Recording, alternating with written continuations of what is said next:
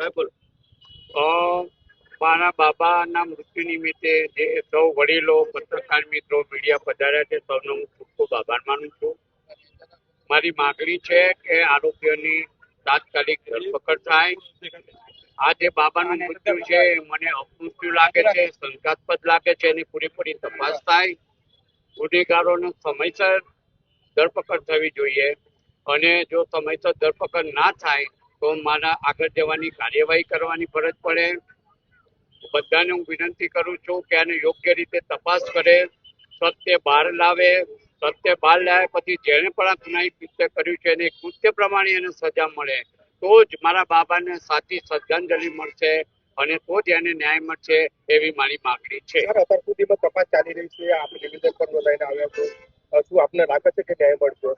અમે તપાસ માટે જે અમારા નિવેદનો અમે આપીને આવ્યા છીએ અને લગભગ રવિવારે અમે નિવેદન આપેલું પણ આજ સુધી તપાસમાં શું પ્રોગ્રેસ થયો છે કઈ બહુ ખ્યાલ નથી કારણ કે અમે અહીંયા સામાજિક વિધિમાંથી હજુ પણ નબળા પડી શક્યા. સાહેબ આયુષ પણ આવ્યું હતું, ત્યારે ડીસીપી સાહેબ પણ આવ્યા હતા, આપને શું સાંત્વના પાડી? એમણે સાતત્યને આપી કે તમારી શું માંગ છે અને તમારી શું પ્રશ્નો છે કહો મને. તો મેં એવું કહેલું કે ભાઈ અમારા પ્રશ્નો તો મારું જે બાળક જતો રહ્યું છે પણ ભવિષ્યમાં આવું કોઈ કૃત્ય ના થાય, ભવિષ્યમાં કોઈ બાળકને આવી અસર ના થાય અને જે બાળક જે શાંતિથી ભણે ના જે પ્રથા છે એ સંપૂર્ણપણે વાસ્તવિક રીતે નિર્મૂળ થાય એવી અમારી માગણી છે. અને સાહેબે આરોપીઓની અટકાયત કરી એવા કોઈ સમાચાર આવ્યા છે કે નથી?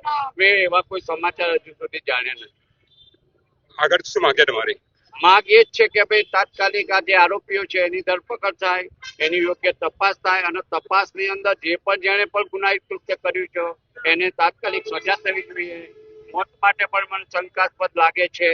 આ બધી જ તપાસ કાર્યવાહી થવી જોઈએ અને તો જ મારા બાબાને સાચો ન્યાય મળે એવું કરે. સાહેબ રેગિંગ જેવી ઘટના ભવિષ્યમાં ના બને એ વખતે સરકારનું શું મેસેજ આપો? સરકારનો મેસેજ તો ક્લિયર છે કે ભાઈ આ વસ્તુ બંધ થવી જોઈએ. ગાઈડલાઈન છે બધાની કે રેગિંગ એક ક્રિમિનલ પ્રથા છે, એ ગેરકાયદેસર પ્રથા છે, એ કોઈ પણ પ્રકારે ચલાવી લેવાની નહીં.